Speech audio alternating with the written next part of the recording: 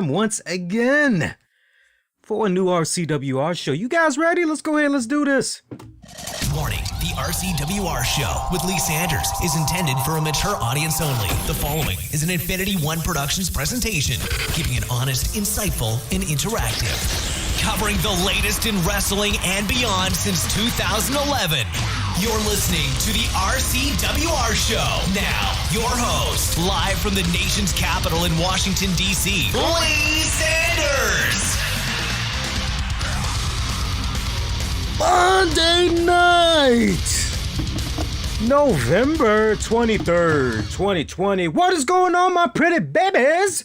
Lee Sanders here. You're checking out an all-new The RCWR show, covering the latest in wrestling, entertainment, and beyond since 2011. Welcome one, welcome all.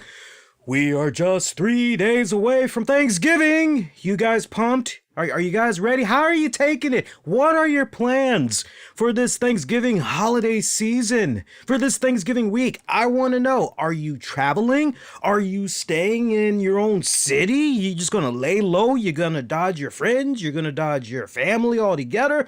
You're going to have any type of get-together whatsoever? Sound off. I want to know how you guys are going to be doing it. As far as how I'm operating this holiday season, I am taking it easy.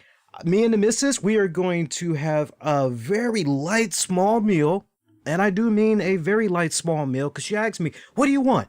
What do you want? What do you want to make for this Thanksgiving? I said, honestly, the less dishes I have to do this year, the better, because we aren't going to have a boatload of people coming over, given the circumstances with COVID.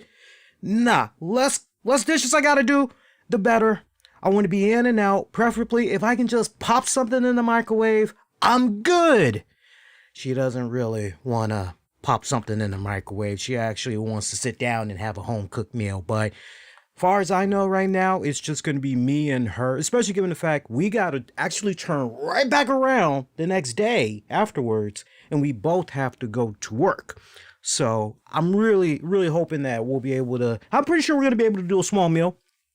It's just a matter of what all we're going to be making. But sound off. Let me know what you guys are going to be doing. So we got a small show that we're doing tonight because this is the third show that we're putting out in less than 24 hours. Just to recap for you newer folks out there that's tuning in for the first time, welcome, by the way.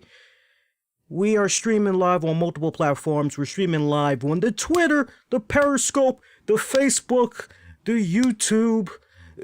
Did I cover everybody? I think I covered everybody, but use the keywords, the RCWR show. We're streaming all over the place, but it was weird. It was weird. I gotta tell you, very, very, very weird how I haven't done it in a good minute, doing multiple shows in such a short time frame, but we've done 3 shows within the past 24 hours. So we did the Survivor Series pay-per-view recap, and then I came back a couple of hours later to do the Broken Skull Sessions recap review. That went about a modest 40 minutes, give or take.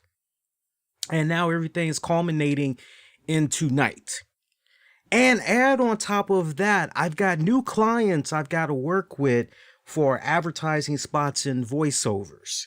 So my week is pretty filled up right now, but not that much has gone down since last we were on the air. So this is really going to be a short show. I know normally I say that and I can just feel you guys snickering.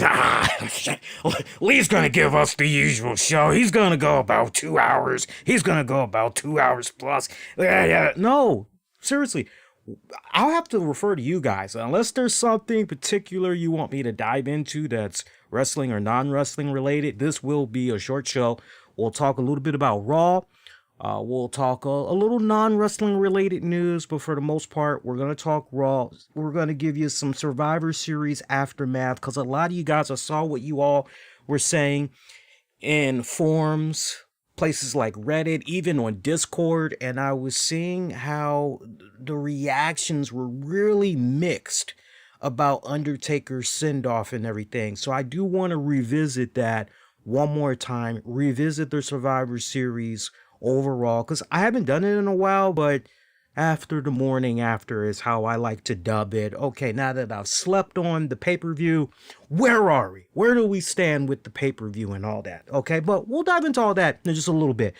let's talk Raw. Look, we don't really need to do a full-blown Raw recap tonight. I do have a poll asking you guys, what did you think about Monday's WWE Raw?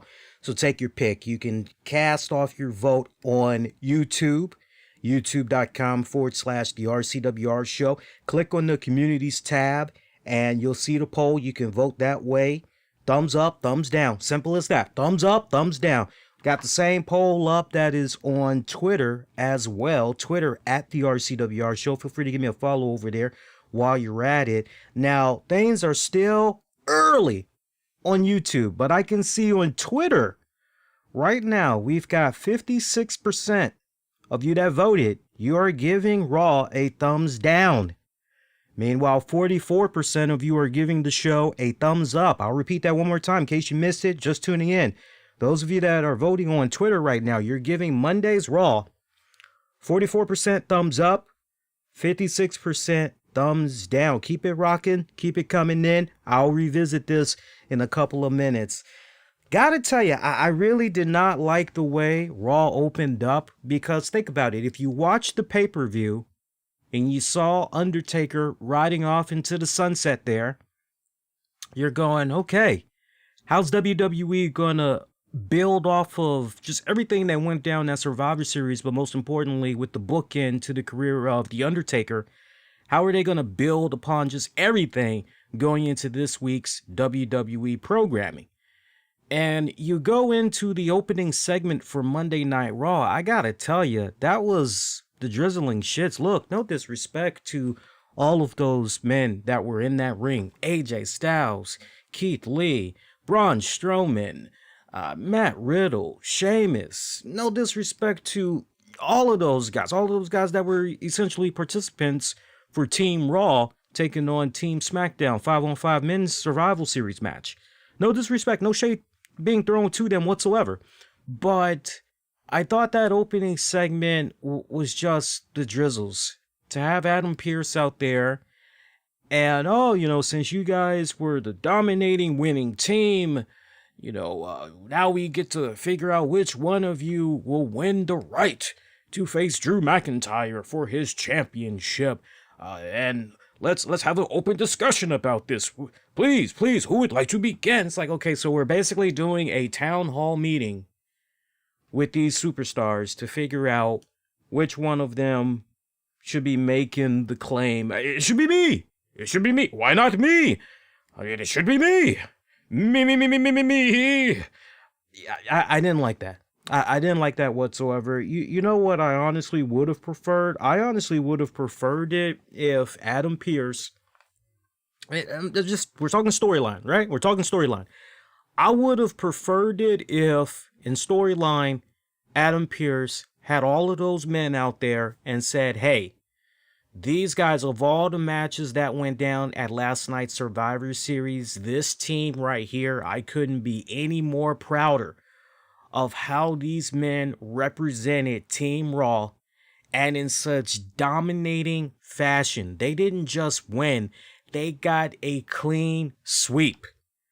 The most impressive victory since we've been doing these Survivor Series brand versus brands in quite some time. You guys should be very proud of yourselves to the point that deserves a reward. And honestly, from there, you should have had Pearce follow it up and say, for the dominating performance that you all gave, I'm willing to offer all of you an opportunity at the championship of your choice. Now, obviously, many of you are probably going to be jockeying for the same title shot opportunity. Hopefully it doesn't come to that.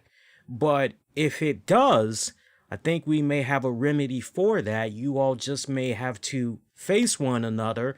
Maybe that's how we can figure out who's going to earn the opportunity at whatever championship. I would have preferred it if maybe it would have went down in that fashion. I don't know about you guys, but for me personally, I would have preferred it that way. Somewhat of switching things up a little bit rather than getting the traditional tired ass qualifying matches and all that. That's just me personally. I wish I would have seen that.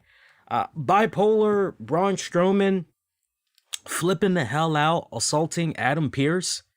That was just mind-boggling. I was just, wait, what are we doing here? What are we doing here? Braun didn't seem so bipolar at the pay-per-view, and now all of a sudden, I guess he forgot his meds. What the hell's going on here? He forgot his meds? And yeah, in case you guys didn't watch Raw, just at one point, Braun Strowman grabs the microphone and he's demanding that he gets the championship opportunity against Drew McIntyre, nobody else, and he's roughing up Adam Pearce. It gets so bad, he just flips the hell out and he assaults Adam Pearce, knocked him on the ground and everything. I can't remember if there was a headbutt involved in there, but he definitely physically assaulted Adam Pearce. Later on, pretty much after a commercial break, we get the fallout from that. Adam Pearce revealing in storyline that security detail, they escorted Braun Strowman out of the arena. And yeah, as far as it looks right now, it would appear that Braun Strowman is out indefinitely, even though that wasn't said. But what we did hear Adam Pearce say is if it was up to him, Braun Strowman would be fired on the spot. What happened tonight, that'd be the last time we'd see him. So although we didn't get Braun Strowman suspended indefinitely, you would just like to maybe follow the trend that, okay, well, if this happened, and it wasn't that long ago that Nia Jax had put her hands on that guy that kind of looks like, you know exactly the guy I'm talking about. There was a guy she put her hands on several weeks ago. It might have been a month and a half to 2 months ago. A guy that looks like Sam Roberts. You know exactly what I'm talking about, but it's not Sam Roberts because this guy, he's much taller and he's actually recently shaved off his beard, but now he even looks more like Sam Roberts. It's very, very creepy. He did better just keeping the beard on, but whatever. But you all remember when she assaulted him in storyline, Nia Jax was suspended indefinitely, and then eventually there was... Actually, you know what? Now that I'm thinking about it, first there was a fine because didn't she assault him twice? If I remember it right, I believe she assaulted him twice. In the first go-round, she had got a hefty fine, and then the second time she assaulted him, that's when she got suspended indefinitely, but somehow there was a workaround. You know, we never did really figure out what happened. Did she pay motherfuckers in gum? What the hell was going on here? You know, and little FYI for those of you, it was not Sam Roberts because this guy is much taller than Sam Roberts. Those of us that have been around the block more than once and have actually had the opportunity to meet Sam Roberts in person or at least check out his shows on the webcast and all that, we know he's a pretty short dude. Sam Roberts looks like he's probably standing at about maybe a modest 5'8", maybe 5'9". This guy that kind of looks like Sam Roberts is actually about maybe 6'1" to maybe 6'3". Somewhat short by some measurements, you know, to each its own, especially if you're a tall guy. But all you got to do is just do a Bing Google search, Nia Jax attacks guy on Raw, and you'll see clear as day it actually was not Sam Roberts. So I know some of you guys that's going to be watching this, you're going to be seeing what some of the people are saying in the chat, because I am seeing what you all are saying in the chat. No, it was not Sam Roberts. So let's get that squashed off the break, because we don't need people getting confused. Clarity, that's what we try to give to you here. But anyway, my point is, we remember that spot that went down, so you're going, okay, well, maybe that's probably what's going to happen with Braun Strowman in storyline. He's either going to get a fine and or suspension. We'll just have to wait and see how that plays out. But that's honestly how I wish things would have played out. Just, okay, you guys were the winning dominant team. You had the most impressive performance. As a result, you guys qualify for a championship opportunity of your choosing. That would have made a lot of sense. And then if it would have been the case where, okay, these guys, they want a shot at Drew. All right, well, then you let those guys fight it out that same night and whoever comes out on top. But instead, we kept getting freaking, it felt like Halloween edition, honestly. You know, we kept getting these guys. Well, it should be me. It should be me because, so we get this cliffhanger. We get what is supposed to be a carrot dangled over our heads. Oh, well, we don't know what's going to happen with who's going to be facing Drew because Adam Pearce got taken out. whatever decision he possibly was going to make, we don't know now. And so you have this cliffhanger. So that's the carrot. That's how they want you to stick around, watch the rest of the programming. And then we just have people that are essentially reporting to Principal Pierce, as I like to dub them, pleading their case on why it should be them to face Drew McIntyre for the championship. We see Lashley. We see Randy Orton. I was ready for Brooklyn Brawler to come out at some point and talk about how it should be him that should get a championship opportunity. I mean, no, I just was laughing my ass off at this. I'm going, okay, I see where this is going. And sure enough, we go to qualifying matches for the evening. Yeah, qualifying matches for the evening. Let me tell you a little bit about that. We'll hear a little something. Here's how it went. Your qualifying matches, Matt Riddle taking on Sheamus. Actually, that was, of all the qualifying matches, because there was 3 of them total, of all the qualifying matches for this evening, that actually was the best. I loved it. And not for nothing, we got a little bit of a taste of these two men from a previous feud that played out on SmackDown. So it was actually pretty good seeing these two guys lock it up on the Raw brand tonight. Loved it. Matt Riddle getting it just by a hair. Just by a hair. Getting it over Sheamus to advance.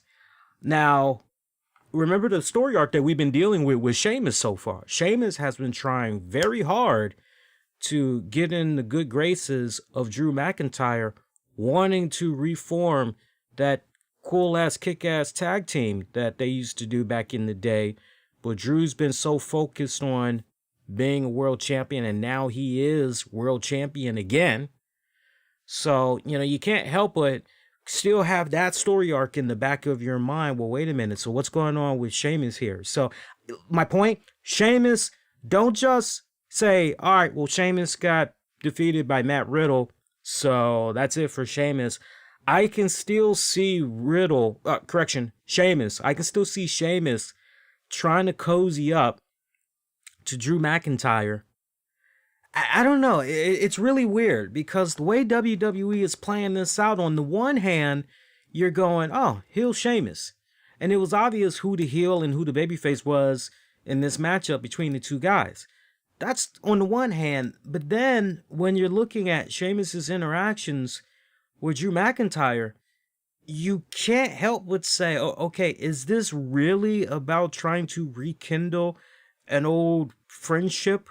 An old tag team? Is that what this is really about? Or is this more about what would benefit Sheamus right now? And for me, it just really feels as though the way this story arc is going, Sheamus is just trying to pull puppet strings behind the scenes, and he's trying to maneuver his way into a position where somehow he can be incorporated with McIntyre. That's how it's coming off. So just because we saw Sheamus lose to Riddle tonight, don't dare get the impression that's it for Sheamus. I can still see the very next week Sheamus coming out trying to do something where he's playing buddy chum. I don't know what he's going to find next.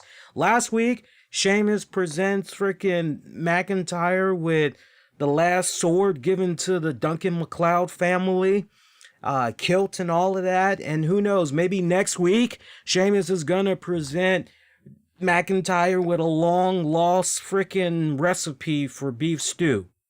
Very well could happen. Just saying. So make sure you peep that out. But Riddle, he advances. And all of these matches that went down tonight for these 3 qualifying matches, each one of these participants that won their match tonight, they all would face each other in a triple threat match that's going to play out on next Monday's WWE Raw. So that's how things are playing out. All right, so we told you about Riddle going over on Sheamus. Your next qualifying matchup, that one, Bobby Lashley taking on Keith Lee. Bit of a slow start. A little bit of a battle of the strengths there. But, they locked up pretty good. I actually enjoyed this one a lot. Of all the matches, I actually enjoyed this one. This was actually the one, as soon as I heard the announcement, ooh, well, this is a fresh matchup. Okay, let me see what these two guys can do here. It was good. I kind of have a little bit of a problem with the finish to the match, though. Let me tell you a little bit about this finish here, and I'll explain to you guys why I really wasn't quite a fan of this. So, according to my notes here, closing moments of this matchup, Keith Lee, he sent Lashley into the ring. You got the ref checking in on Lashley. And MVP, he decides to shove Lee into the ring post. Ref is counting. He hits 8. Lee rolls into the ring. Lashley is up.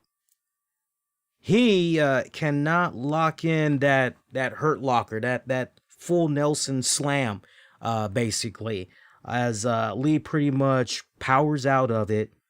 And as he's powering out of the hold, all of a sudden, I mean, he successfully powers out of the hold. Does Keith Lee. He successfully powers out of it. And at this point, you're going, okay, so, all right, now Keith Lee is going to be on the offense. What exactly is going to happen now? All of a sudden, MVP just comes in there, and he just cold clocks the hell out of Keith Lee, and the referee calls for the disqualification. So the winner by DQ is Keith Lee. This was a very, very weird finish. It was. I would have preferred it if you had Lashley. He's got that full Nelson, that hurt locker, whatever he's calling it. I'll just call it the full Nelson. He's got that full Nelson on Keith Lee. All right, all that is good. Somehow he eventually powers out of it. Okay, good.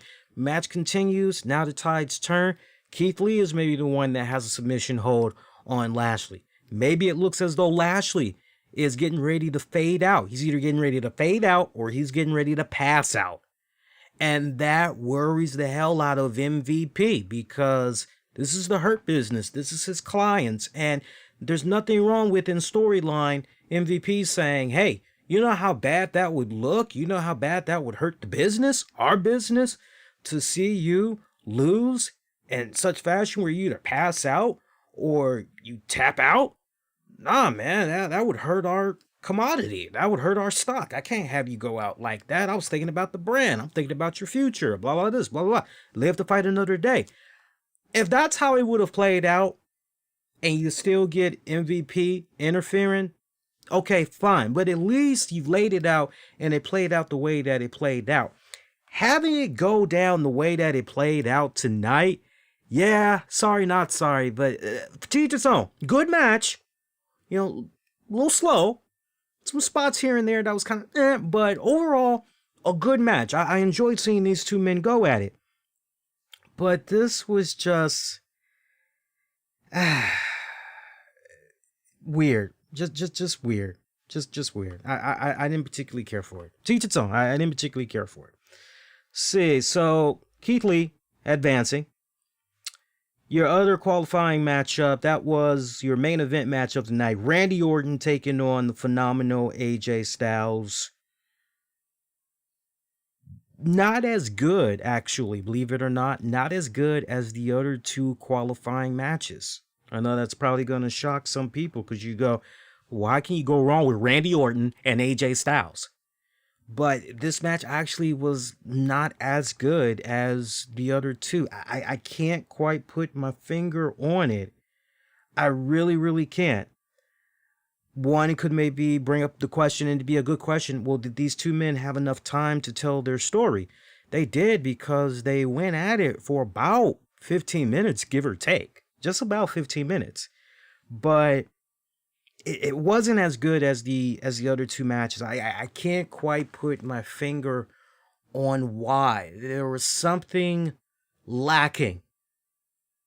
I don't know if maybe chemistry or I don't know if, well, was it a gear issue? Or were they just staying in one gear and they never went gear 1, 2, 3? Was it one of those type of deals?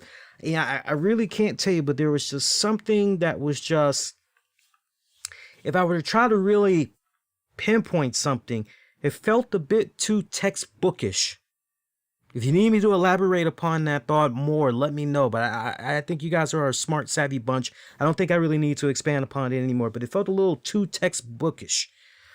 Fiend making a cameo, music and all. spooking the hell out of Randy Orton, which basically caused enough of a distraction for AJ to connect with his phenomenal forearm. 1, 2, 3. AJ Styles picking up the W. He advances. So your three guys that are going to be facing each other on next week's Monday Night Raw main event match, I'm assuming it's going to be Keith Lee versus AJ Styles versus Matt Riddle. Winner that comes out of that gets to go on to face Drew McIntyre for that championship. So that's how it's playing out. Some honorable mentions that went down also on Raw tonight. We saw it not once, but twice. 2 tag matches. We saw New Day defending their titles against the Hurt Businesses, Shelton Benjamin and Cedric Alexander. First go round, if I'm not mistaken, I'll have to rely on you guys, but I believe New Day lost. Did they lose by count out? I wouldn't say they lost by a count out. I just remember Hurt Business was in the ring and they were saying it can't end like this. You guys are gonna actually let it end like this? Like, seriously? That's how you're gonna let this play out? We're down for a rematch. Are you guys down for a rematch? Come on, what's up? And New Day went on ahead. Oh, okay, let's do this. You want to go one more time? All right, we're going to put you guys to bed. We're going to squash it once and for all. Let's do this. So they went at it one more time. And that was actually, I enjoyed that whole segment. I mean, it played out pretty much for a couple of segments, but the fact that the match restarted again, I like that. It was actually pretty good. New Day, still your tag team champions. Again, New Day still your tag team champions. Did anybody else get the impression, though, that once the match got restarted, maybe New Day was going to lose those titles? I mean, because it almost kind of came off WWE textbook 101. Like, you could just almost smell it a mile away that, here we go. Here's how it happens. Here's how it happens. But it didn't go down that way. And I'm actually looking at my notes right now, trying to see about that first go round when New Day was taking on the Hurt Business here, to look at the official. Bear with me a second here. Let me see if I can find it real quick. That's weird. That's weird. I'm not able to find it. I just got down in my notes. My notes is literally New Day faces Hurt Business tag match twice. And I thought I had wrote down some additional notes here. Actually, you know what? Here it is. I'm coming across it now. Yeah. There's nothing additional I need to add to this, but the first go round, they wrestled for about almost 10 minutes and then the match restarted. And then when they went at it the second go round, that went for almost 10 minutes as well. So of all the matches on the card, I would say that one was pretty damn good. On top of the qualifying matches, with the exception of the main event, the Riddle taking on Sheamus, Keith Lee taking on Lashley, those were good. New Day taking on Hurt Business, that was great. I also want to give an honorable mention to Lana taking on Asuka. I don't know about you guys, but I'll tell you this, and I guess we can kind of segue into it right now just to kind of switch it up a little bit, because I did tease it a couple of days ago. I did watch the WWE Chronicle on Lana, and I just have so much more respect for this woman. I never knew that she was battling depression. I mean, she's got a case of chronic depression.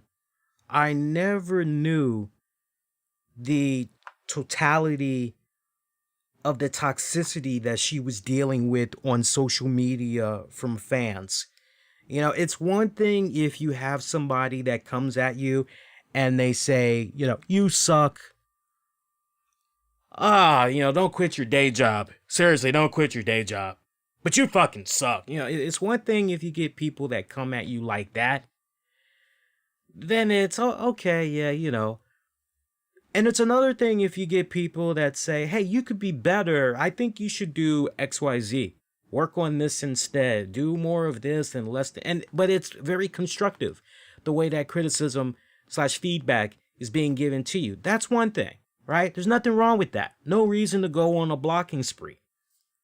But to see the level, just to really know what was going on for her. I heard some things, and I'll admit,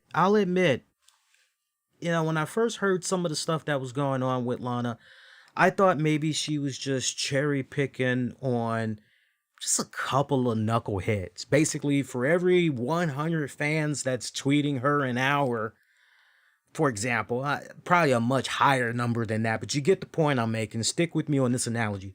For every 100 fans that are tweeting her or hitting her up on her social media platforms out of an hour, maybe there's about 5 that are saying some heinous fucked up shit, you suck or whatever like that, or you suck as a wrestler or whatever you want to, right?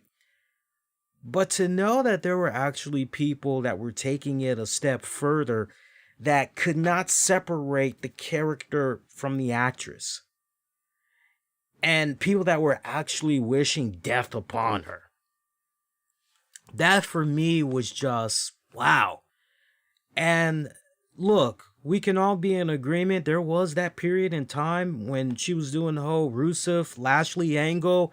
Yeah, was her acting? Yeah, her acting wasn't exactly. I was very harsh in my constructive criticism. Very harsh. But I never took it to the levels, that much I can say. I never took it to the levels that some people did on social media.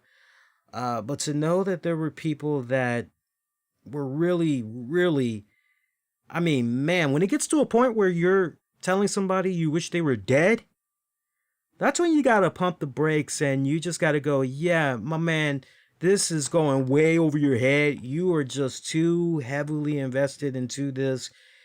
Wishing death upon somebody that's playing a fictional character on a weekly series, essentially a soap opera. Yeah, you need to go get your head checked. Seriously, you need to go get your head checked. Even the "it's still real to me," actually, if I'm gonna say that, I gotta make sure it's still real to me. Damn it! Even that guy is actually whipping his head back, and he's going, "Yeah, dude, seriously, you need to go get some help because that's below the belt." Seriously. But I like how she didn't let all of those things get the best of her. You understand what I'm saying? I love how she didn't let social media, because look, Mauro Ranallo is a prime example. Is he not? Mauro Ranallo is a prime example of a guy who loved spreading joy. He loved sharing his music and whatever cool little wacky things that he was up to in between the WWE shows. He loved bringing people within, his, he loved connecting with people on an intimate level. And you had those bad apples that either knew that mentally, here's a guy that, is bipolar, suffers, with depression and, some other stuff. You either had people that knew that and wanted to try to push those buttons to trigger him, or you had people that were just that naive, that weren't educated enough, or quite honestly just didn't care. And you saw the end game of that. Now Mauro Ranallo, he's done with social media. And I don't blame him. And Lana could have followed down that same path with regards to social media. But, I wouldn't be surprised if she really kind of took a step back, Miro helping her along the way as well. And, look at how much of a following you have on social media. Everybody is hanging off of your every word. This is essentially your brand, your face, your name, and this is how you're making your money. No, don't let a couple of bad apples get the best of you. And, the only thing that matters, the only opinion that really matters is yours. What you think of your work and where you think there's room for improvement and everything. So I'm really glad that she did not let those fans get the best of her, because as far as one of the greatest / worst inventions that ever came to man and woman is social media.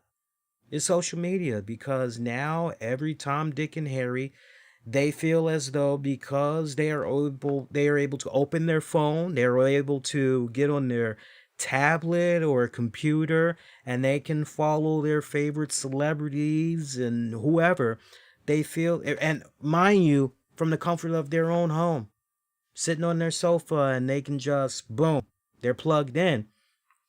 They feel a sense of entitlement, whether they want to admit it or not. They feel this sense of entitlement, and they feel as though it's really weird. It is possession, obsession to a whole new other level. As far as I'm concerned, they feel as though because of that person's success, or whatever you want to call it, that they are forever in debt to that fan.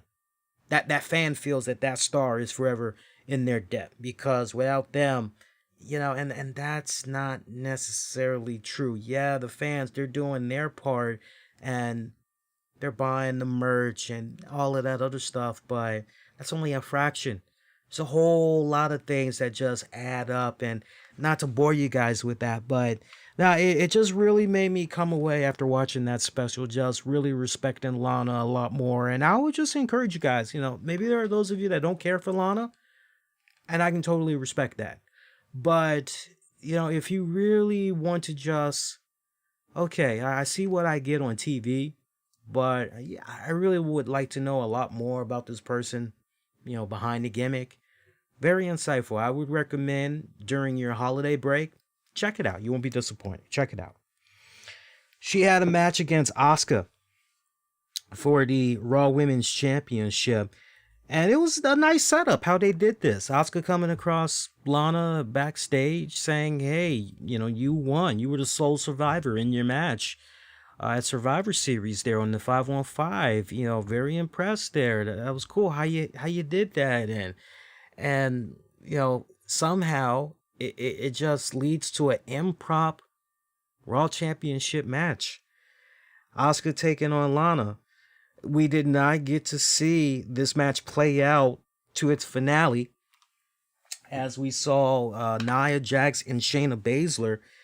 They straight up interfered in this one. And it's kind of funny too, because the action went to ringside basically. Nia Jax, Shayna, they were on commentating, talking a hot game. And Asuka was outside, and she says a little something to them, takes a bottle of water, splashes some of it on them, and they didn't like that. They start beating the crap out of her. From there, they were getting ready to put her through her announcer's table, but luckily, Lana came to the rescue, saving Asuka just in the nick of time.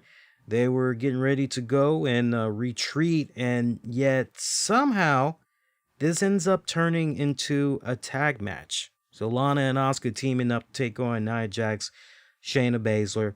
Winners of that one, Asuka and Lana.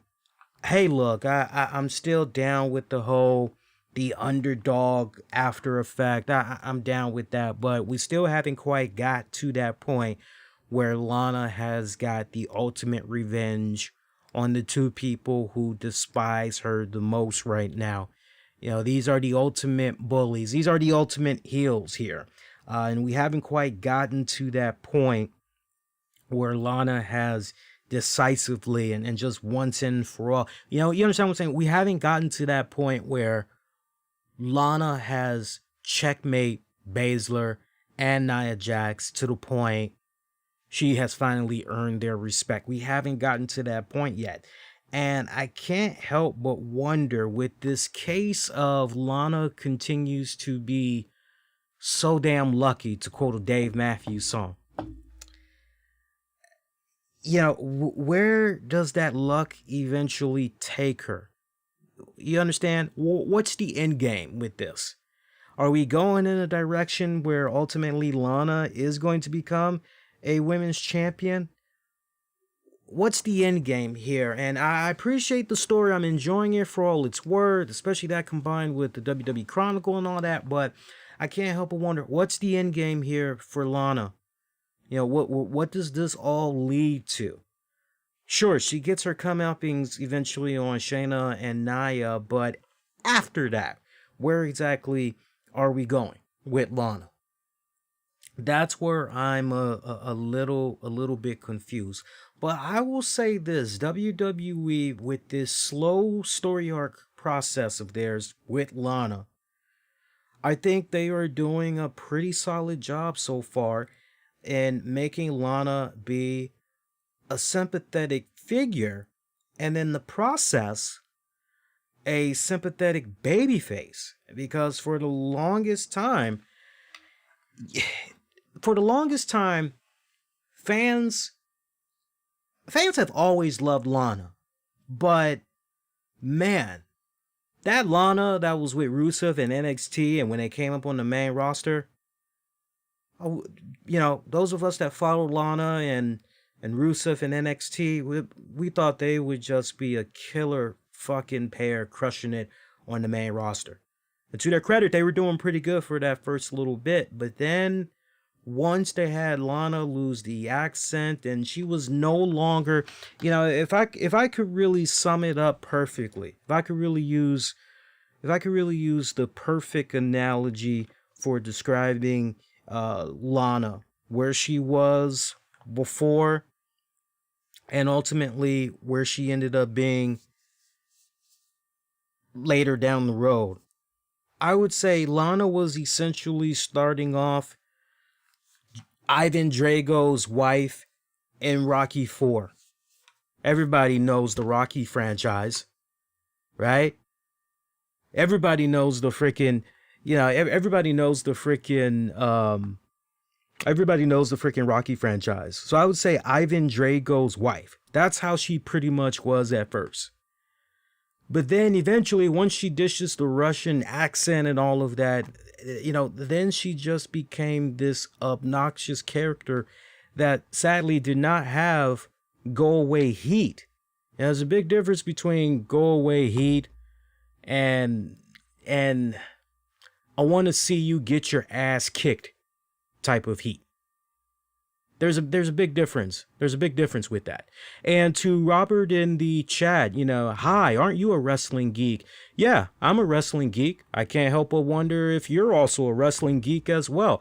I'll tell you what else I'm a geek of. I'm a geek of politics. I love talking all things politics.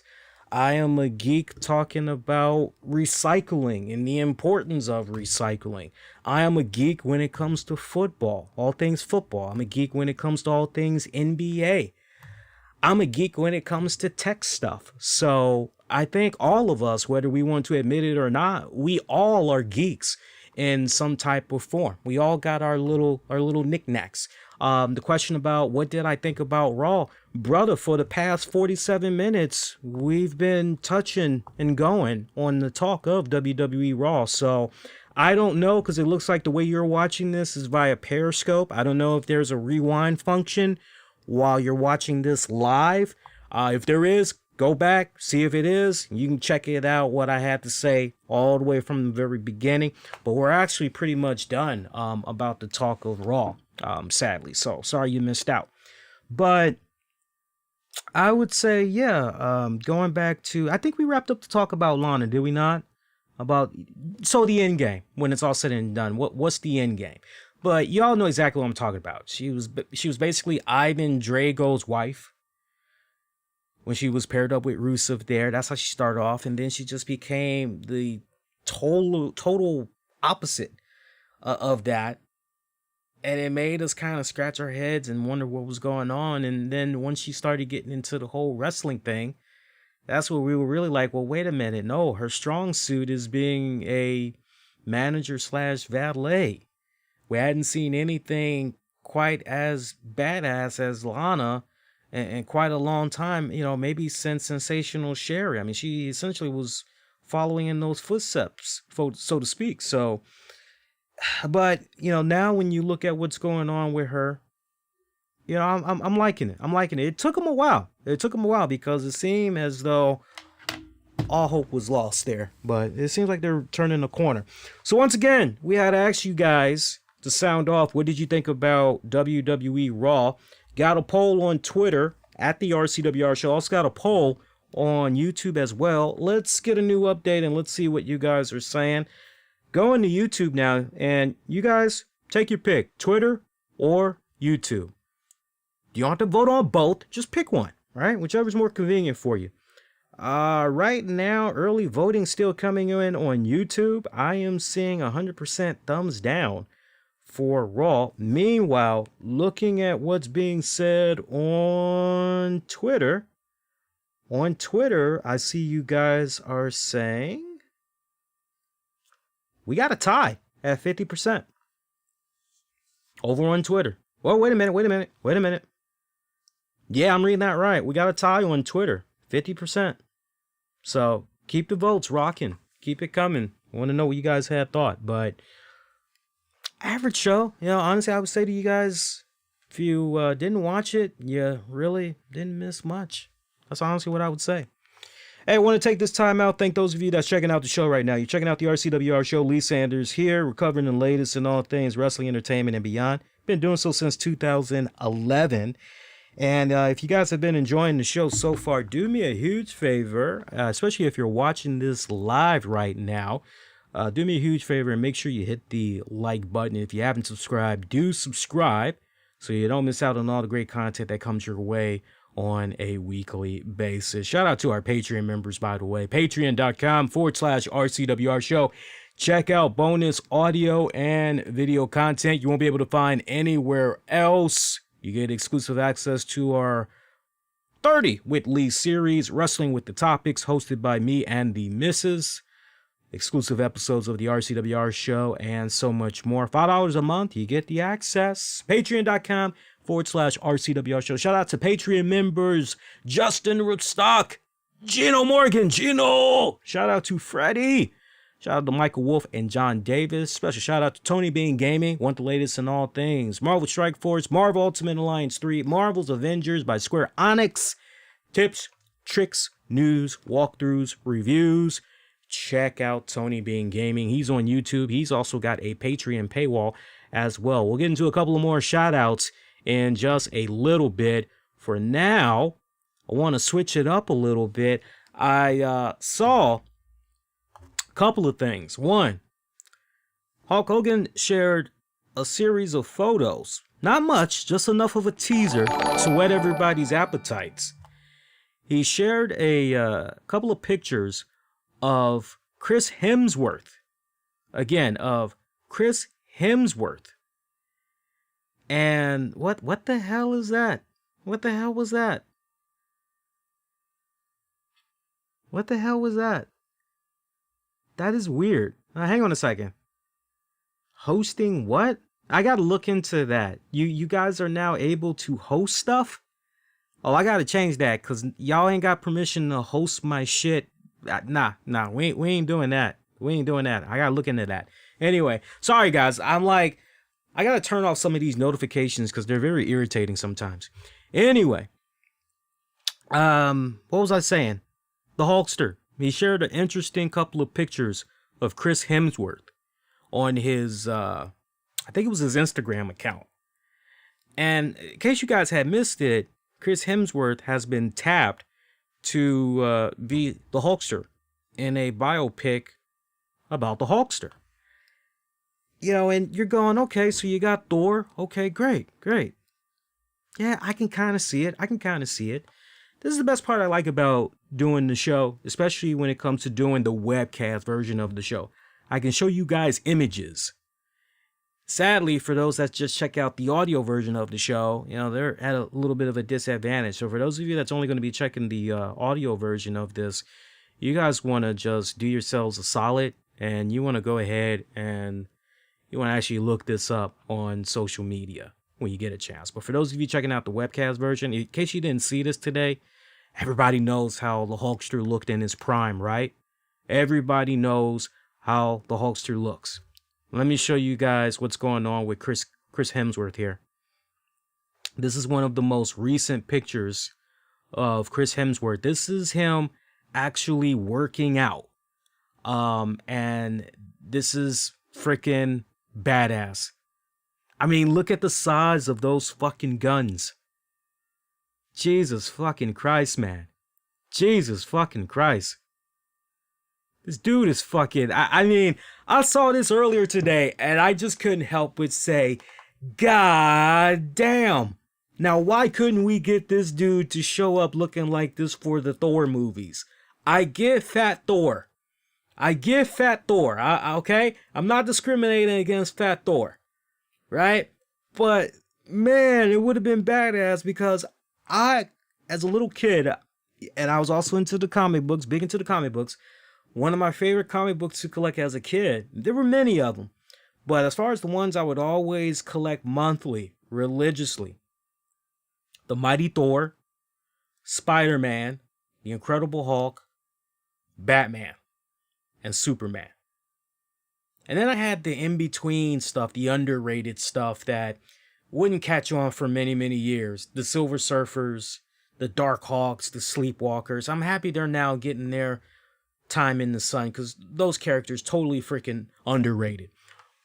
But when I was collecting the Mighty Thor, I always had the impression that Thor was this god just built out of granite and he just muscular all over and everything. And I'm like, yeah. So when I get Chris Hemsworth as Thor, I'm going, he could be a bit bigger, but okay, yeah, sure, what the hell? This guy works. But now to see him in this, I'm going, oh, I'm hoping that if the new Thor movie hasn't begun filming yet, I'm hoping that this is essentially what we'll hopefully get. I'm hoping, wishful thinking, we'll see what happens. I got one more pick I can show you guys though, man. I mean, but look, in all seriousness, I love the fact that he is taking this very seriously. I love this. This shows you the dedication that he has in preparing for a role. And I definitely got to commend the hell out of him for that. I love the fact that he's taking this serious. And normally when you have an actor that is taking a role very seriously and they are physically transforming themselves and everything, usually it's a good sign that, okay, well, they wouldn't be doing this unless they felt that confident in the script. They felt that confident in the script that it was that good. And, you know, we'll see what happens. But look at this other pick. Looks like he's got some type of tire or something. Tire or something that he's got there. But, I mean, look at that. I mean, that is amazing. That is amazing. So kudos to him. Seems like it's going in the right direction. I was asking on social media, I said, how does my man sound though? How is he going to sound with that Hulkster accent? That's what I'm most curious about. And I got to give a shout out to, I'm going to see if I can actually pull them up. I don't know if it was a him or a her because they're Max. I think it's a he. I got to shout out, how the hell do I say your name? Most Da, because I can't pronounce your actual handle because it's too damn. I could, but Most Da on Twitter, he hit me up. He said, have you seen Bad Times at the El Royale? Not quite Hogan's voice. I'm sure he'll be able to nail it though. So if that be the case, you know, now I gotta see. Now I gotta actually watch the trailer for this movie or watch a couple of scenes of this movie that Mos Da is talking about to get a sense of the voice. But yeah, I mean, if he can freaking nail it, I mean, that's great. That is freaking great. So that's that. I also, for you gamers out there, I got some interesting WWE Battleground news. Now, first off, some of you guys are probably going, who the hell's playing WWE Battlegrounds? Yeah, I hear you. Seriously though, for those of you that are playing WWE Battlegrounds, the few, the proud, the limited, some interesting news. I got this press release. And let me see if I can actually pull it up here. I didn't even ask to be part of the press release, but I guess since I'm, essentially part of the media, podcasting world and all that, that's why I had got this news, because I had got this extremely early in the morning before all the wrestling websites started reporting on this, but apparently beginning Monday, November 23rd, Haunted House Arena is automatically unlocked for WWE Battlegrounds. Also, coming up this Tuesday, November 24th, Gronkster is unlocked. Macho Man Randy Savage, Undertaker American Badass Attire, Thanksgiving Arena is unlocked. A Undertaker 30th Anniversary Arena as well you get to play with. And then Wednesday, December 2nd, Liam Lillard unlocked. Rhea Ripley unlocked. You're going to get access to the Boogeyman. Halloween Circus Arena. That's kind of late considering December, but it is what it is. And then pretty much a week after that, Wednesday, December 9th, Billy Kay unlocked. You also get to play with Kane, Andrade, and a new arena, the Survivor Series arena. And then wrapping up 2020 for WWE Battlegrounds as far as new content goes, Wednesday, December 16th, Buddy Murphy unlocked. You'll also get to play as Peyton Royce and Edge. Now, notice I had said here and there, unlocked. Not every single thing is going to be, okay, you can just play with this for free. Whatever I didn't say was unlocked, I have a feeling you're going to have to grind it out, get your golden bucks or your blue bucks. Is it called blue bucks? Whatever it's called. Blue Viagra, whatever the hell those currency things are that's blue. I have a feeling you're going to have to pretty much grind it out if you want to get that other stuff that is not unlocked and ready to go. So check that out. Also, if you guys are interested in, I don't know if the deal is still going on, but there was a 2K deal that I saw a couple of days ago where basically, I want to say it was buy one game, get one free, or buy 2K games, get one free. So this is the time. If there was something you were eyeballing and you're going, I want to check that out, go ahead, check it out when you guys get a chance. All right, check it out. Quick sidebar, kind of non-wrestling related, but something I just kind of want to bring to you all's attention. I love interacting with fans of all types. I don't care if you're a Republican. I don't care if you're a Democrat. I don't care about your sexual orientation. I don't care if you're black, white, male, female, trans. I don't care. I just have one simple request. Please don't come off like a creep and don't follow me on every single platform, messaging me on every single platform, because when you do that, you come off a little bit creepy. And once you've made me feel that you're a creep, once you got me feeling a little bit creeped out, I won't interact with you anymore. So please don't do that. And the only reason why I'm saying that is because I had somebody that sent me a series of messages. It was the same message on every single platform. And it just made me go, what the flying fuck is going on here? And this person was, it'd be one thing if it was a kid. If it was a kid, it's like, okay, no, it's a kid. But this was a grown-ass man. Looked like he was probably in his mid to late 30s. And it was just, it kind of spooked me out a little bit. So FYI, as I always try to say to you guys, just because I say I'm on this platform, I'm on this platform, I'm on this platform, I'm on this platform, it doesn't mean you have to actually follow every single platform. I just like having all my bases covered.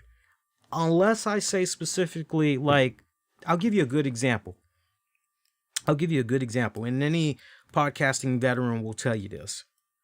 Let's say something weird is going on with YouTube. Let's say YouTube has a server outage. Okay, so YouTube is down. There's no telling how long YouTube is going to be down. And let's say you got a podcaster that, well, shit, I'm so used to doing my shows on YouTube at this time on this day, and now you're telling me I can't access it. What the hell? Well, then in that instance, it's good that that podcaster also got their stream set up on a Twitch or a Facebook, or you get the point. So it's nice to have a backup. But just because you got somebody that tells you, hey, on this platform, we're here, it doesn't mean you got to do a clean sweep. And what it comes down to is, what platform do you like using a lot? So if we were to talk streaming music platforms, if you were to ask me straight up, Lee, when you're in chill mode and you're ready to listen to some music, what's your go-to place? My go-to place is Spotify. I pay a subscription for Spotify. I can pretty much any music that I'm thinking of. It doesn't matter the decade, don't matter the genre.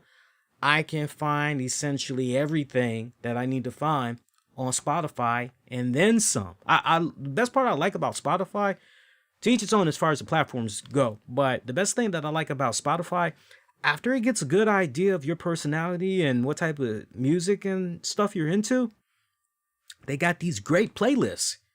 And it's like specifically made somehow like they really know you. It's like, okay, you're into Isaac Hayes. Well, hey, look, we think you're gonna really like Willie Hutch. So here, have some Willie Hutch. I'm like, oh, okay, well, hey, you're right. This Willie Hutch is pretty damn good. Like, somehow they know you like that. But there will be times where there's certain music that I can't hear on Spotify. Maybe because the artist just did not feel comfortable releasing that specific song or that specific album on Spotify.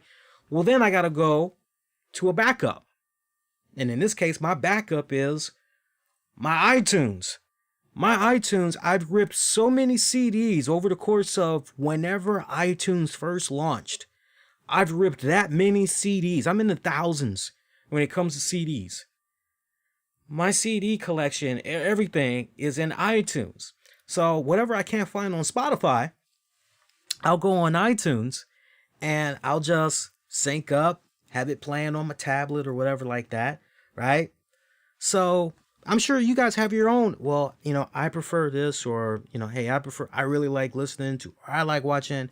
You don't have to go to every single, that's just our way of letting you know. It's sad that I even had to go through that long explanation, but hopefully I won't have to repeat that again. All right. So anyway, let's continue on, man. We still got a lot of awesome show left over that we can talk about. Just a couple of more little tidbits of headlines that we can dive into before we get ready to wrap it up here. All right. So let's revisit Survivor Series. A hot topic, and a hot topic for a lot of reasons. And no, this is not a Survivor Series recap. We did that less than 24 hours ago. But what I want to touch upon is the following. All right, so by now, if you've participated in a forum or you've been on a messaging board, by now, you've probably gotten a sense from your fellow friends how they either liked or disliked the Survivor Series pay-per-view.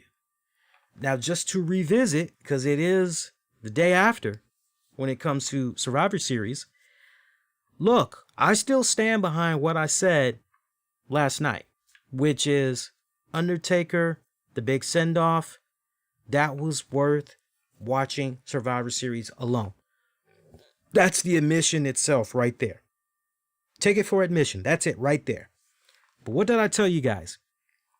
I said, hey, I didn't see the pre-show match. I actually heard that the pre-show match, was pretty decent. I actually heard that.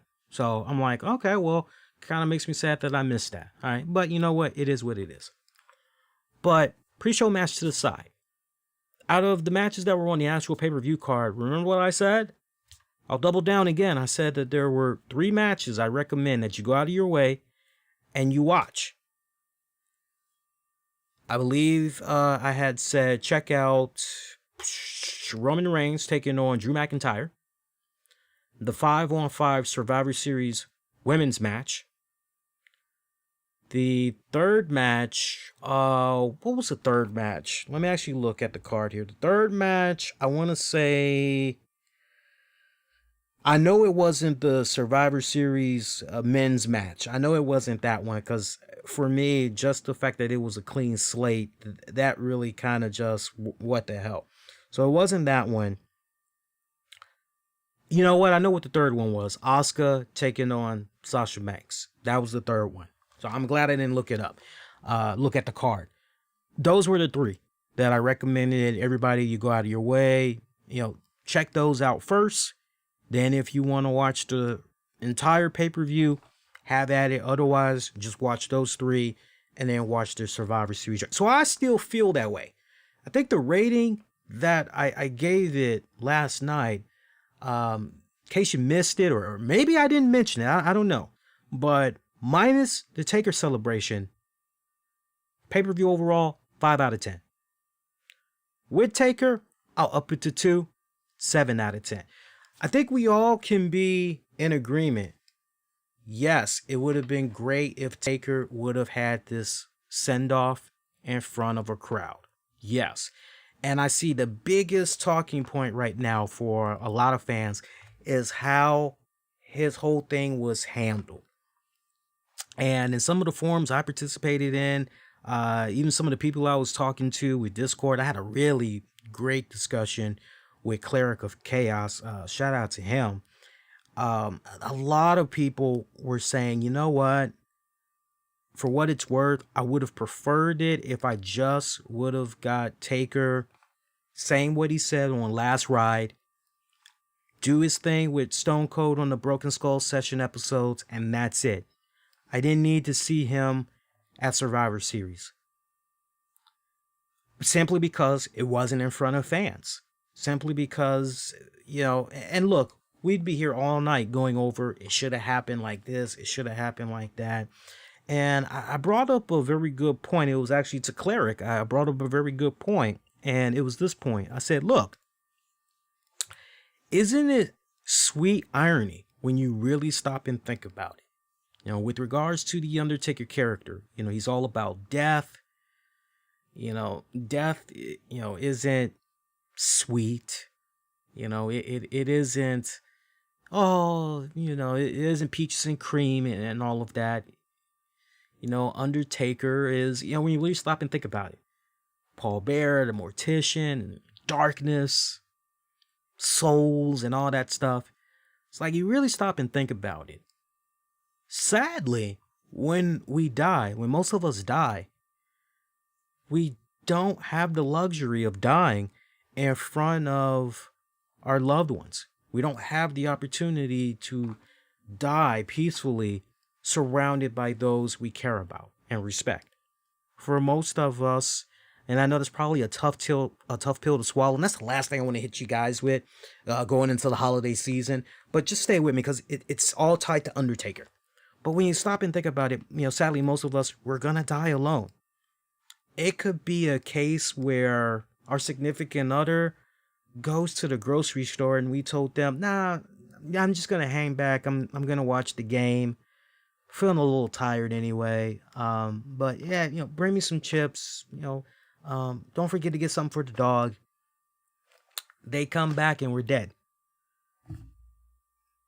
Death has no, okay. All right. So you want this time on this day, everybody will be home. Oh yeah, I can make that work for you. No problem. No, we're not doing like that classic Twilight Zone episode where death is the original Twilight Zone, where death is by appointment for that one guy. No, we're not operating like that.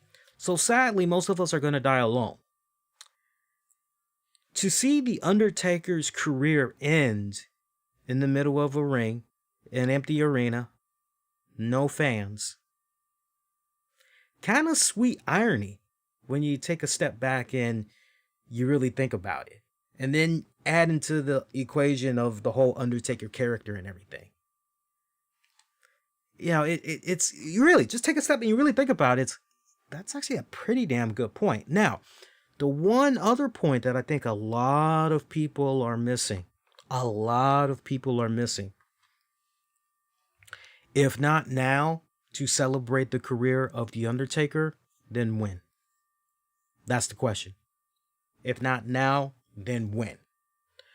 because you look at what's going on here with this pandemic, and I can't wait to get off of here and watch the 11th hour with Brian Williams. That has become quickly one of my favorite nightcaps. I watch my local news, and then I watch the 11th hour with Brian Williams.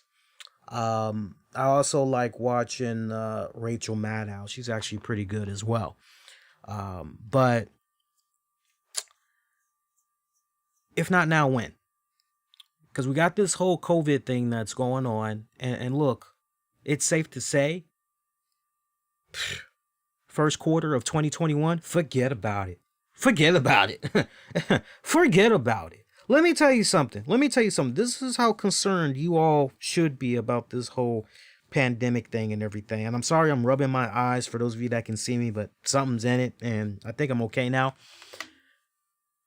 Me and the missus, we put down at least $600 before the shit had really hit the fan and everything. We had put $600 down on the next Chris Jericho cruise. And we did this when it looked as though COVID was going on a significant decline. You know, when we were under the impression, oh, well, looks like everything's good. You know, we should be okay now. And I think we did this around, I want to say maybe we did this around May. I got to check with her, but I think we did this around May. And, you know, once we saw that the numbers were starting to skyrocket again, first of all, I didn't even know how much we had put down total on it. I know I put down a little something. I was aware she put down a little something, but she ended up putting just slightly a little bit more for the cruise than I did. And I remember just nonchalantly, just randomly, I said to her, hey, because we were planning, we got our new destination for our wedding for next year and everything. We've already put down the down deposit on that. We're getting married in North Carolina. And I remember I said to her, oh yeah, by the way, how much money have we put down for the Jericho cruise? She goes, about 600. Why? I say, yeah. And you know what? The month is coming back to me when I asked her the question. I asked her this last month. Ties into Chris Jericho. I won't go down the rabbit hole, but it's a weird rabbit hole, but let's just stay where we are right now. And I told her, well, yeah, I came across this news, looking at the COVID numbers. We're in for a significant spike. I don't really think this is truly going to be resolved. And she's like, yeah, but the cruises are supposed to be happening, I don't think until end of summer 2021. I'm like, yeah, well, the way things are looking right now, I don't really think, And so I say that to say this. Let's bring it back to The Undertaker. If you don't celebrate The Undertaker's career now, if you're Vince McMahon, then when are you supposed to do it?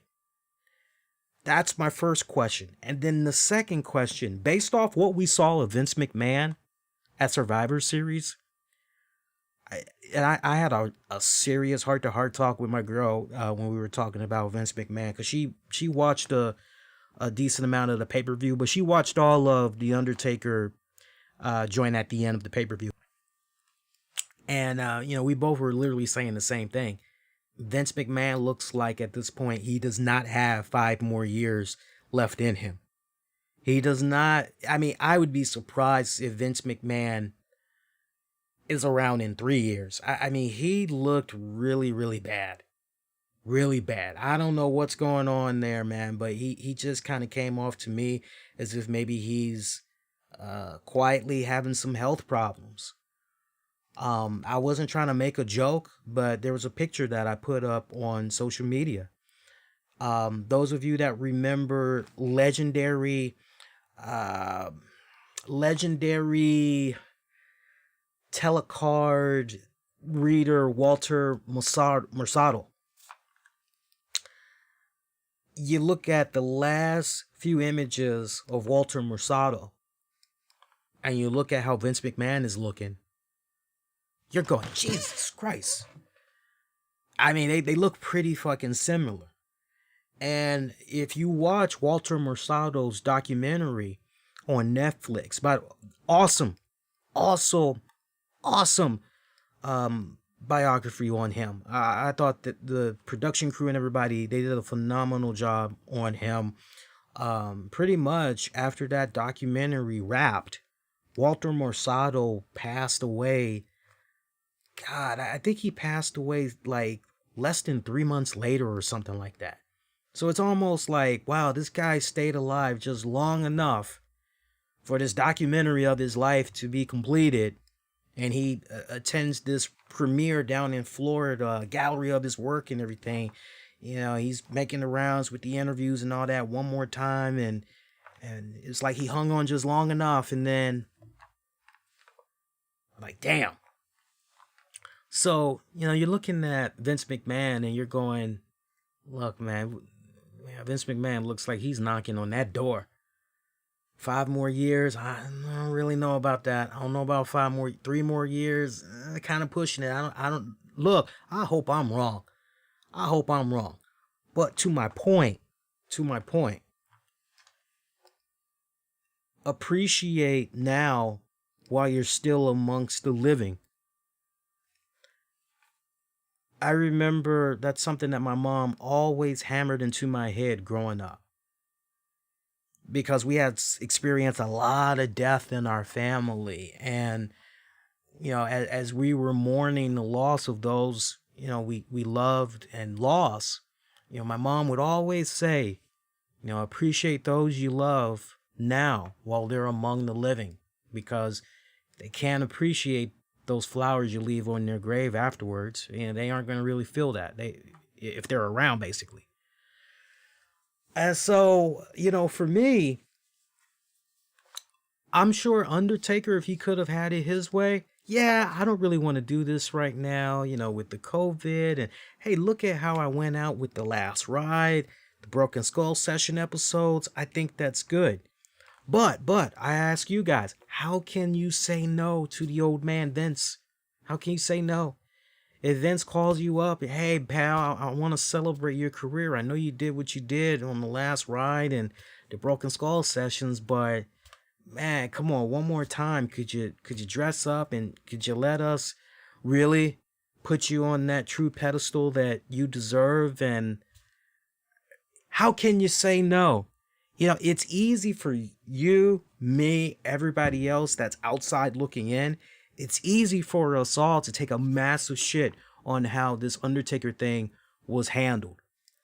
It's easy for us to, you know, well, it should have went this way. And look, from a production standpoint, you know, the one thing that I don't quite understand that just kind of rubs me the wrong way, you got all of those WWE legends. They come out with their own entrances and all that other shit, you know, and poof, you get this video montage and all of those guys just fucking disappear. I thought maybe something cool, something epic was gonna happen. None of that happened. You know, no cameo from Dave Batista, no video to play. You know, all the years that I have been doing this show since 2011, I always tell you guys one of my favorite rivalries was Undertaker and Batista. On top of Undertaker and Kane, but I specifically remember the feud that Batista had with Taker, and you know, we couldn't get some type of a video thing from Batista thrown in there. Dwayne "The Rock" Johnson can do a video joint congratulating Ken Shamrock entering the Impact Wrestling Hall of Fame, but nobody has the sense to hit up The Rock and see if he can cut something for Taker. Now, some people can say, oh, well, something was done on social media. Okay, well, you know what? That somehow should have been incorporated at the pay-per-view. You get my point. But just the way that whole thing was handled.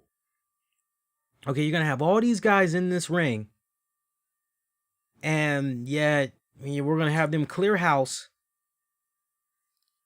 Okay, whatever, cool. All right, whatever. But yeah, just the way that whole thing was handled, it was just, But perfect world, of course, this would have happened in front of fans. It would have. But it really comes off as if this was Vince McMahon's call. This was him wanting to pay homage to one of his greatest creations. He wanted to officially say goodbye to the dead man on the grandest stage possible.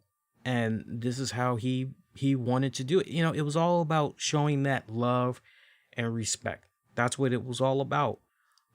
So it's in the books now, and no matter what, it is what it is.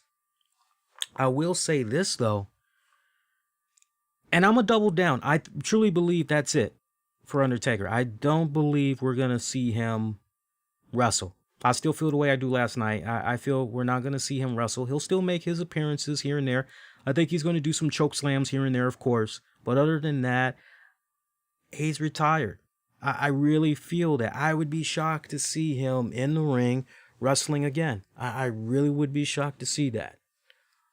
I really would, especially given everything that he's talked about in recent years on the interviews. I'd be shocked. But my only concern, if I were to have any trepidations, we got to tread lightly with this, because he said his goodbye now on the Last Ride doc. He said his goodbye at Survivor Series. You go back to the WrestleMania a couple of years ago where he put his hat and gloves, he took all of that off, put it in the middle of the ring, broke character, kissed Michelle McCool. You're going, I think there was a fourth instance as well where he teased retirement. We got to tread lightly because, you know, this is technically the third, fourth time that we've seen Taker. Well, I'm going to ride off into the sunset now, so see you guys later. The fans can only go on this emotional journey but so many times before they basically go, man, you're going to pull a Mick Foley. We'll see you back. We'll see you down the road, you know, a couple of months from now. All right, whatever. You're going to be involved in whatever. So we got to be careful with that. You know, if we did what we did here with Taker at Survivor Series, then honestly, that needs to be it. That just absolutely needs to be it. We shouldn't be getting another Taker appearance in the WWE universe for like a whole nother year. By the way, speaking of Undertaker, I did some research because I told you guys when I was doing the review for Broken Skull Sessions, I was going to see what was going on with that Undertaker wine. So basically the site, you want to go to WWE Wines. Again, you want to go to the site www.wines.com. You can buy Undertaker's wine and you can buy Ultimate Warrior's wine. Yeah, Ultimate Warrior has a wine as well. But check this out. With regards to the Undertaker wine, you ain't going to be able to buy one bottle. No. I wish you guys could buy just one bottle. No. The way that they're selling the Undertaker wine, it's in two bottles. And bear with me a second here. I believe I said www.wines.com. Yes, www.wines.com.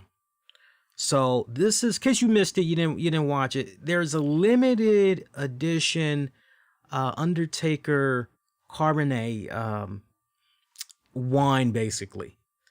And apparently this actually was released September of this year, from what I had saw. It looks like September of this year they did this. It's a limited edition celebrating his 30-year career and everything. And these are numbered. All right. They got a 2-bottle pack, a 4-bottle pack, and a 6-bottle pack that they claim is their best value as you save $25. So you cannot buy one bottle. Now, for those of you that care about proof, the proof in this bad boy, 14.5%. That ain't too bad, right? 14.5%, not too bad. And with regards to the winemaker, WWE wines were handcrafted by the winemaking team of Evan and Andrew Nelson, recently named 2020 Wine Enthusiast 40 under 40 tastemaker. Price $50 per bottle, 2-bottle minimum order. All right. So let's say you want to get one 2-pack. That's going to cost you $100.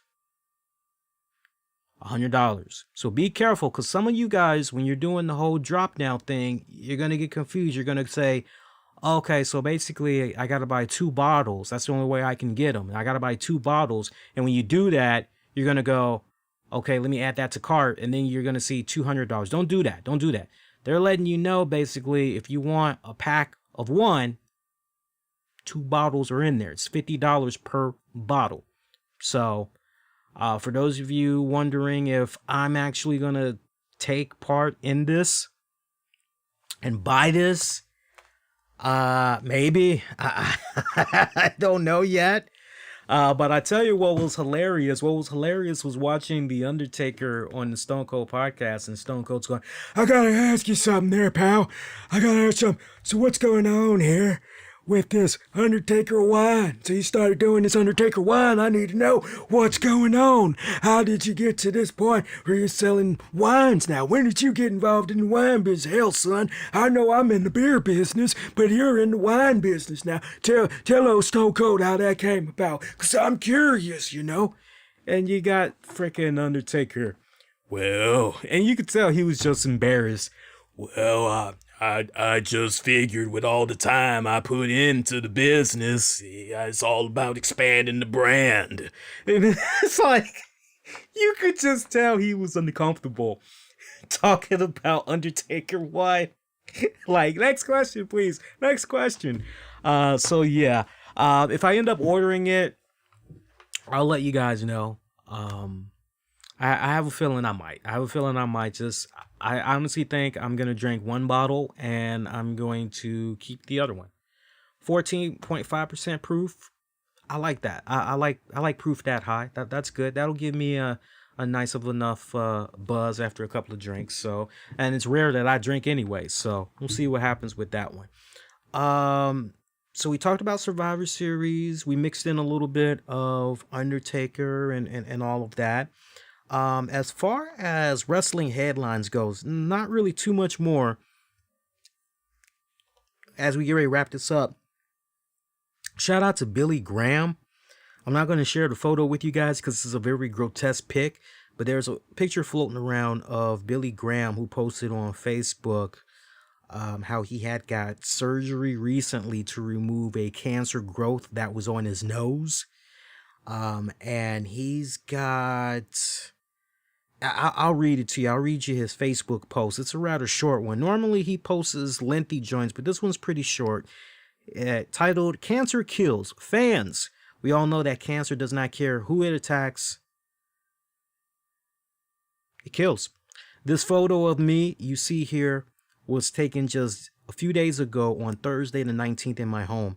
The day before, on Wednesday the 18th, I had surgery on my nose to remove a quarter-size cancer growth that my doctor said if I left unchecked, it would have killed me. There are around 50 stitches on the outside and 10 on the inside of my nose. Total healing time is 1 year. I will keep you kind folks up to date on the progress of my healing of this life-saving surgery.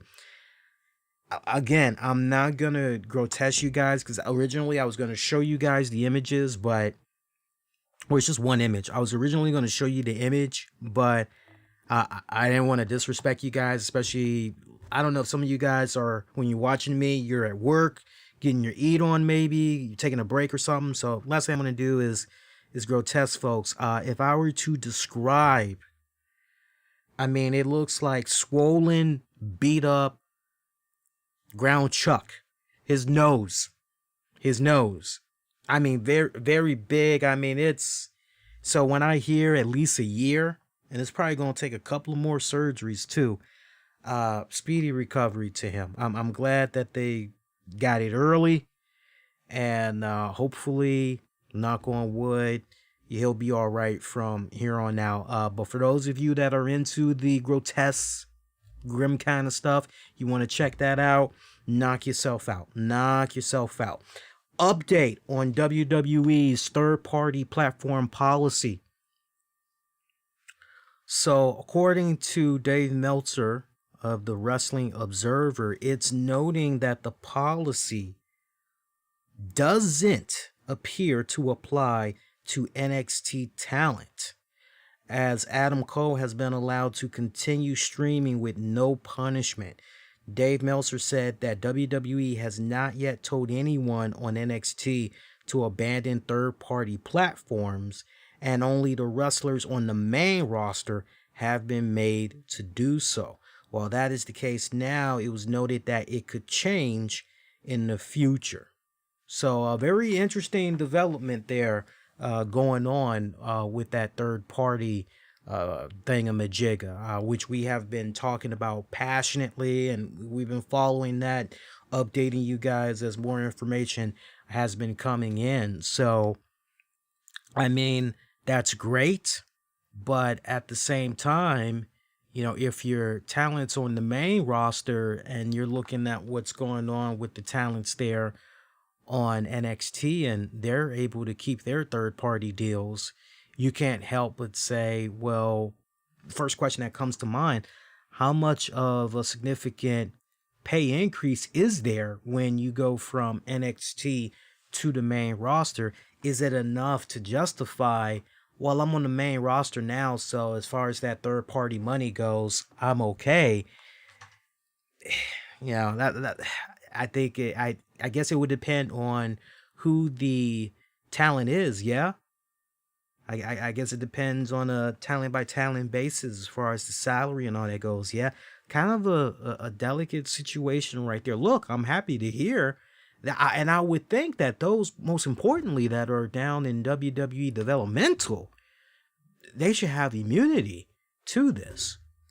NXT, it's kind of interesting. It's kind of, I just couldn't help but raise my eyebrow at that, because I thought that was very interesting that the people down there in NXT, they're able to continue to operate in that fashion without any consequence. Speaking of consequences and all that, look, I would totally, I can't believe I forgot that. If I didn't mention Zelina Vega, supposedly when she got the news she was being let go from WWE, because she didn't close down, what was it, her Cameo or her OnlyFans? I think it was her OnlyFans account or whatever. She actually had tried to have a meeting with Vince McMahon. She tried to call the proper channel, see if she could get a meeting with Vince McMahon, talk about the release, try to see if it can get reversed. And supposedly, take it with a grain of salt, but supposedly Vince McMahon shot it down. He did not want to meet with her. Apparently, the person that delivered the news that she was asked was Mark Carrano. So take all of that for what it's worth. But yeah, if that story is true, come on, did you honestly think you were going to be able to get a meeting in there with the old man to try to see if that can get... Nah, you can pretty much forget about that. Booker T has shed a little bit of light on Zelina Vega's release. When I say shed a bit of light, that's my way of saying he spoke about what all had went down. And from time to time, I do care about some of the things that, you know, he has to say, because he usually brings a very interesting approach and everything. So with regards to his reaction of her release, he said, watching her on the Twitch channel talk about it, it broke my heart watching her cry. But one thing about it, we move on. We find a soft landing and we keep doing our thing. I'm sad to see her go because I thought she was talented. I thought she was someone that could have really made a huge difference as far as the guard. We're always looking for stars. Just like any other business and entertainment, we're always looking for stars. And with regards to on what he would do if he was in the situation and his message to current WWE talent, this is where, take it for what it's worth, you can say he was either going diplomatic or he's really speaking from the heart on this one. And I'm quoting here, "I'm not of this era.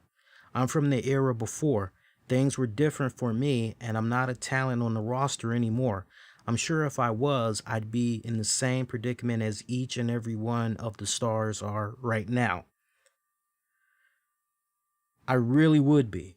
Guys, figure it out, because at the end of the day, there's a bigger picture. You hope the pot of gold is at the end of the rainbow, or you have someone like Zelina who says she'll create that pot of gold for herself. So I can appreciate that as well. But above all, I'm going to miss her because I thought she was talented. So, good words right there. Some people could look at that and they could say, really didn't get that much there from Booker. Well, first of all, did you honestly expect Booker was going to go all balls out? And he's still doing stuff for the WWE. So I honestly think he really was speaking from the heart here. I don't really think he was being diplomatic or being a WWE ass kisser in some shape or form, contrary to what some people may feel. I wasn't getting that impression at all. And I mean, he's absolutely right. It almost kind of goes back to what Undertaker had said on Broken Skull sessions and everything. What sacrifices are you willing to make in order to, but then at the same time, you could also make the argument still, and not to go down that rabbit hole again, but yeah, but this is wrong what this company is doing. They know better. Look at the profitable quarter that they just had. And, here they are picking on, this cat over here that's trying to make ends meet, trying to bring in extra revenue because you guys ain't doing jack at the live gates. There's really no pay-per-view buy rate right now. We're not touring, so I got to make my income somehow. I got to keep this home somehow. I got to pay my bills somehow. What the hell do you expect me to do? You damn near putting me in a bad position where I might have to do some quiet escorting. What the hell?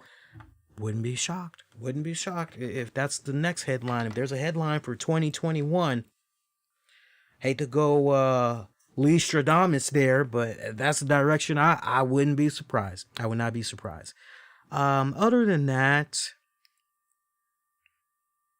speaking of people and third party, Renee Young, those of you that might be interested, she joined Twitch. She's now streaming.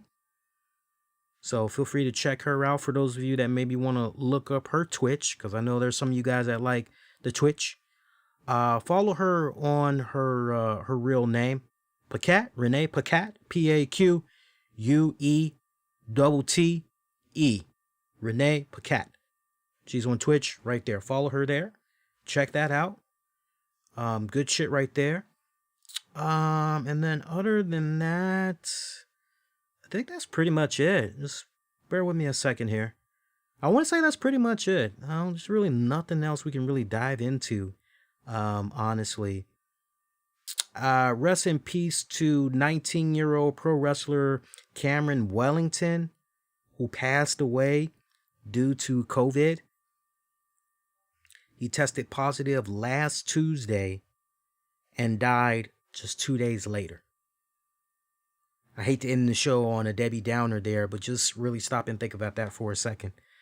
19-year-old kid passes away from COVID-19. Diagnosed with it one day, dies from it 2 days later. I don't want to hear anybody continue to bring up the discussion about hoax. COVID don't exist. Because by some people's accounts, these people are not dead. These people have been paid to say this virus is deadly, and they all are just chilling in their homes, or they're at a remote location on a beach and they're sipping margaritas. It's a conspiracy, man. I don't want to hear that. I don't want to hear that. There is a GoFundMe for Wellington's family to cover the funeral expenses. And if you guys care to donate to that, feel free to do so. The GoFundMe, I'm actually looking at the link right now. If you guys can just bear with me a second here. If you want to try to find it in a Bing Google search, just type in Cameron, that's with a C, by the way, Cameron Wellington's funeral fund, and just put at the end of that GoFundMe, and you should be able to come across the link with ease. It looks like right now, am I reading this right? Bear with me a second here. This looks like UK dollars. I'm not really sure, but it kind of looks as though maybe they met their goal. No, they're almost at their goal. Looks like they're trying to raise $6,000. Right now I'm seeing they've raised $5,651. So they're pretty close. They're pretty close there to having this wrapped up. What's that? About less than 400? What's that, like 325 or something like that? So they're pretty close. If you're able to contribute this holiday season, I'm sure that Wellington family will definitely appreciate it. All right, so as far as quick programming notes, stuff that's going to be happening here for the RCWR show and other programming notes here, we got Thanksgiving holiday that's going to be coming up. I'm going to be chilling, so I'm going to be enjoying a well-deserved week off. You know, this is pretty much it. This is our last show for now. I may put out an episode of Impact Showdown. If I decide to do so, keep your eyes peeled for that one on demand and on the downloads. Other than that, I'll probably be most likely doing some content for our Patreon members. So do sign up, patreon.com/RCWR show. But your next free for all edition of the RCWR show, we won't be back until Monday, November 30th, after Raw goes off the air. Shout out to our sponsors. Shout out to the good, kind folks at shirtsandapparel.com. Once again, shirtsandapparel.com. Go there. You have an original logo and you want to put it on a shirt or maybe some cool little stickers, things of that nature. Shirtsandapparel.com. They can hook you up with that. Also want to give a shout out to WINFIELD, who has her debut book out right now, Cult of the Eclipse. If you're into a little bit of sci-fi, horror, thriller, suspense, check that out. Once again, it's by WINFIELD, wherever books are sold. Shout out to them. And shout out to you guys that checked out all the content I've put out within the past 24 hours. Means a lot. Appreciate it tremendously. Can't stress it enough. Be smart when you're traveling. If you decide you're going to be traveling this holiday season, hopefully by now you've done your COVID tests before you hit the roads and everything's already been worked out. That is, if you are going to be traveling, social distancing, be smart about it. You know, please, let's try to get through 2020. Yeah, it's rough. It's been bumpy, but let's try to get through 2020 without there being any more complications, because it's a little bit complicated as it is right now with this pandemic running around. So do your part. Be smart about it, okay? And yeah, you know, other than that, I want to wish all of you, from my family to yours, very happy and safe Thanksgiving. Try not to eat too much. Then again, eat, drink, and be merry, because you never know, right? Get at me on Twitter, Facebook, Instagram. Use keywords, the RCWR show. Audio version of this will be available for demand in the downloads Tuesday night. Again, Tuesday night. So for now, enjoy the webcast version, all right? Much love. Peace.